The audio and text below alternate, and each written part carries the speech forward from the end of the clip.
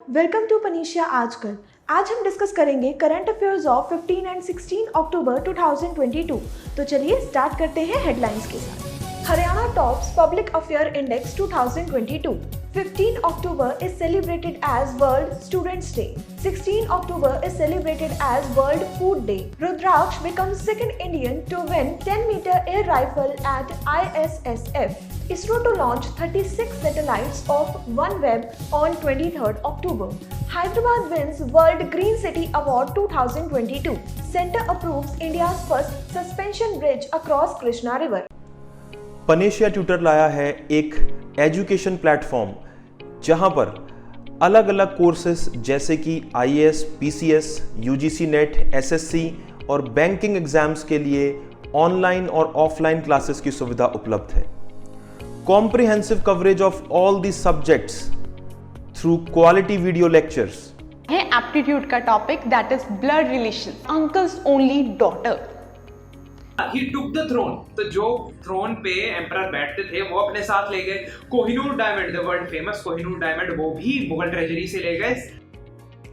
फिर आया economic pragmatism, यानी कि चाहे हमारे आपसे झगड़ा भी है तो भी हम आपसे व्यापार कर रहे हैं। जैसे चाइना है, हमारा झगड़ा होते हुए भी हम उससे व्यापार कर रहे हैं। पीडीएफ नोट्स और उनसे जुड़े हुए रिलेवेंट एमसीक्यूज, साथ ही साथ कॉम्प्रिहेंसिव मॉक टेस्ट्स।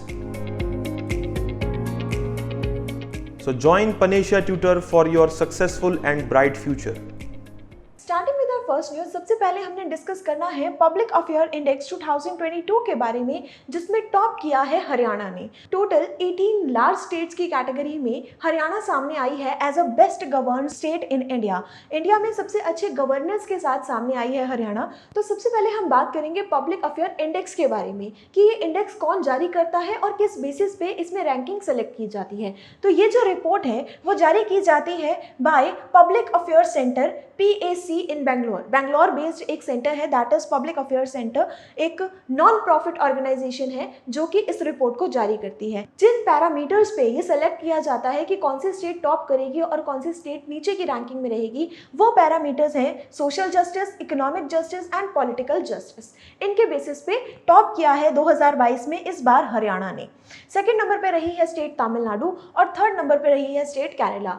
इस इंडेक्स के हिसाब से स्टेट्स को दो कैटेगरीज में डिवाइड किया जाता है, larger states and smaller states. तो लार्ज स्टेट की कैटेगरी में तो हरियाणा के बारे में हमने पढ़ लिया। जो स्मॉलर स्टेट्स की कैटेगरी है उसमें टॉप किया है सिक्किम ने among 10 small states. Total 10 states थी जिनमें से टॉप किया है सिक्किम ने।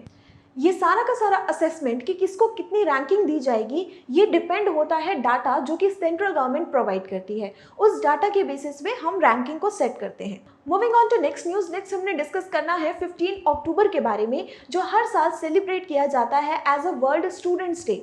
वर्ल्ड स्टूडेंट्स डे ये पर्टिकुलर दिन है birthday of doctor APJ Abdul Kalam. ये नेम बहुत फेमिलियर है, हर कोई जानता है डॉक्टर APJ अब्दुल कलाम यानी कि मिसाइल मैन ऑफ इंडिया के बारे में। तो इनका जन्म हुआ था 15 अक्टूबर 1931 में रामेश्वरम, तमिलनाडु में। तो तमिलनाडु में इनका जन्म हुआ 15 अक्टूबर को और हर साल इन्हीं के बर्थडे को मनाया जाता है स्टूडेंट्स के लिए डेडिकेटेड एक दिन के रूप में, जहां पर स्टूडेंट्स को मोटिवेट किया जाता है कि कैसे वो अपनी लाइफ में सक्सेस पा सकते हैं।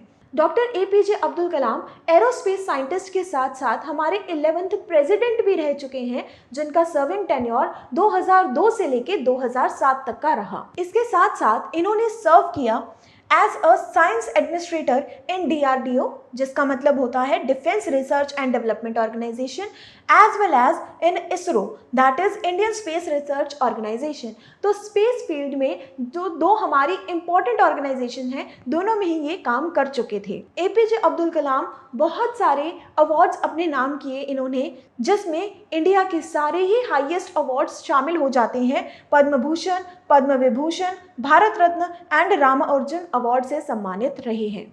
और हर साल 15 अक्टूबर को ही मनाया जाता है international day of rural women. Rural women UN यानी यूनाइटेड नेशन की एक रिपोर्ट के हिसाब से देखा जाए तो जितनी भी डेवलपिंग कंट्रीज हैं उनमें एग्रीकल्चर लेबर के तौर पे जितने लोग काम कर रहे हैं उसका 40% है वुमेन, मतलब 40% वुमेन एग्रीकल्चर के फील्ड में काम करती हैं। तो उन्हीं के लिए समर्पित एक दिन है जिसका नाम है 15 October as international day of rural women. इस बार 2022 के लिए इसका थीम इंपॉर्टेंट है जो हम पढ़ेंगे, rural women cultivating good food for all. और ये जो दिन है वो पहली बार स्टार्ट किया गया था by United Nation in year 2007। Next हमने डिस्कस करना है 16 अक्टूबर के बारे में जो हर साल सेलिब्रेट किया जाता है as a world food day. तो वर्ल्ड फूड डे ये दिन है क्या? इस दिन यूनाइटेड नेशन की ही एक ऑर्गेनाइजेशन जिसका नाम है food and agriculture organisation, abbreviated as FAO, इसका एस्टैब्लिशमेंट किया गया था बाय यूनाइटेड नेशन।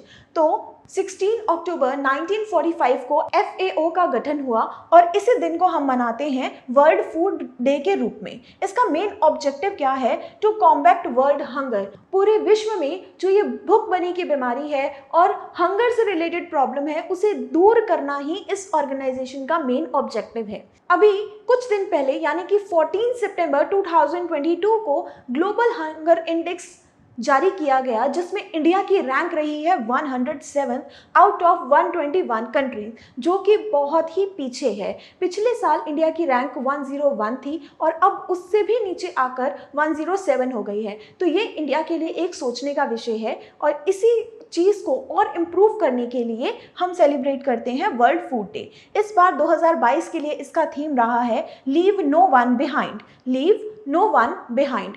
FAO ये जो ऑर्गेनाइजेशन है इसके बारे में कुछ स्टैटिक पॉइंट्स देखेंगे हम। ये ऑर्गेनाइजेशन एस्टैब्लिश की गई थी ऑन 16 अक्टूबर 1945। हेडक्वार्टर्स है रोम, इटली में। टोटल 195 कंट्रीज इस ऑर्गेनाइजेशन की मेंबर हैं एंड इसके इस टाइम के प्रेजेंट जो डायरेक्टर जनरल हैं इनका नाम है Qu Dongyu. Moving on to next news. Next हमने डिस्कस करना है रुद्राक्ष पटेल के बारे में जो बन गए हैं second Indian to win gold medal in 10 metre air rifle event. तो ISSF वर्ल्ड चैंपियनशिप में दूसरी बार इंडिया ने गोल्ड हासिल किया है जो लेकर आए हैं Rudraksh Patel in a event of 10 metre air rifle. इससे पहले जो गोल्ड लेकर आए थे इनका नाम था अभिनव बिंद्रा जो 2006 में इंडिया के लिए गोल्ड लेकर आए थे और 2022 में अगला गोल्ड आया है।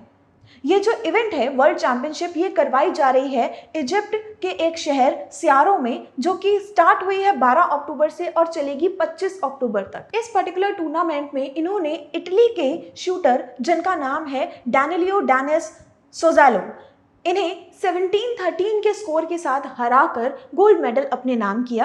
And after winning gold he also secured his position in Paris Olympics of 2024।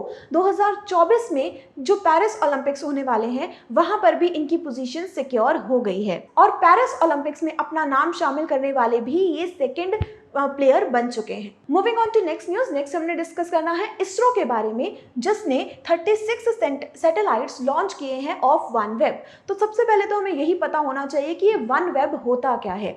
One web का मतलब है one web is a joint venture between India's Bharti global and UK government. United Kingdom's की गवर्नमेंट और India की एक company Bharti global के बीच में हुए जॉइंट वेंचर का नाम है वन वेब, जिसमें ये डिसाइड हुआ है कि टोटल 650 सैटेलाइट्स लॉन्च किए जाएंगे by India to establish better communication system को और भी ज़्यादा अच्छा बनाने के लिए। और इसी पर्टिकुलर जॉइंट वेंचर के हिसाब से इंडिया जो है 36 सैटेलाइट्स को लॉन्च करेगा ऑन 23 अक्टूबर 2022।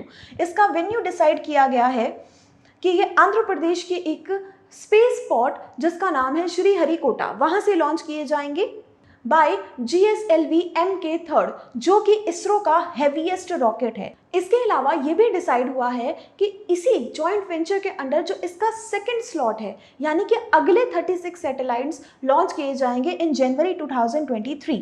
इंडिया की तरफ से ये प्रोग्राम फैसिलिटेट किया जा रहा है बाय स्पेस PSU जिसका नाम है new space India limited. New space India limited is a commercial arm of ISRO. ISRO की ही एक कॉमर्शियल आर्म है जो कि इंडिया की तरफ से इस प्रोजेक्ट को हेड कर रही है। इसरो के कुछ स्टैटिक पॉइंट्स की तरफ नजर डालते हैं। इसरो का हेडक्वार्टर है इन बेंगलुरु। इसरो के फाउंडर का नाम है विक्रम साराभाई।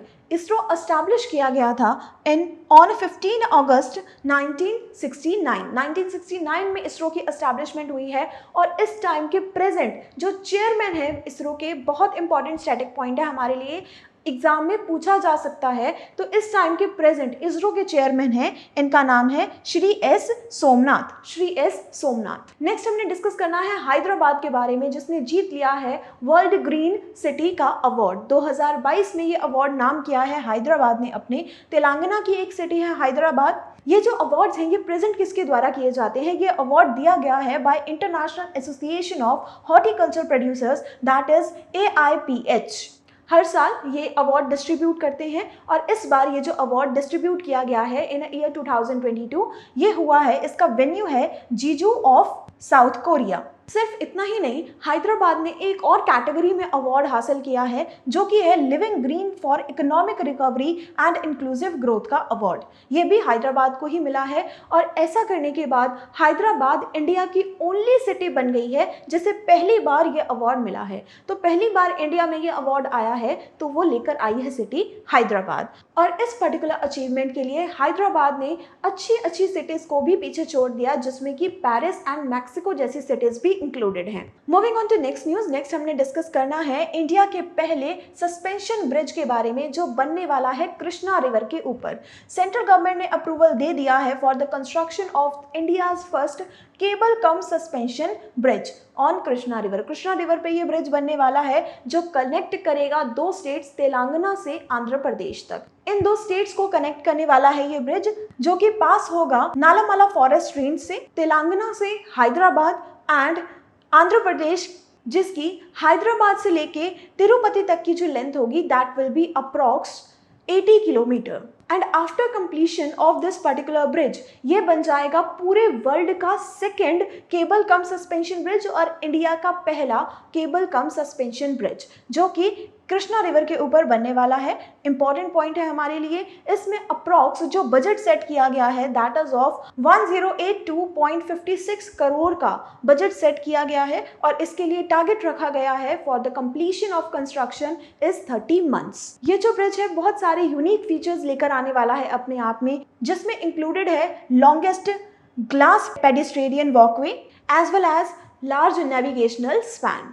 तो ये हमने देखे important current affairs of 15 and 16 October. I hope आपके लिए ये इन्फॉर्मेटिव रहेगा। अगर आपको आज का सेशन अच्छा लगा please like this video and subscribe to our channel. हम मिलेंगे आपसे ऐसे ही इंपॉर्टेंट करंट अफेयर्स के साथ। तब तक के लिए थैंक यू।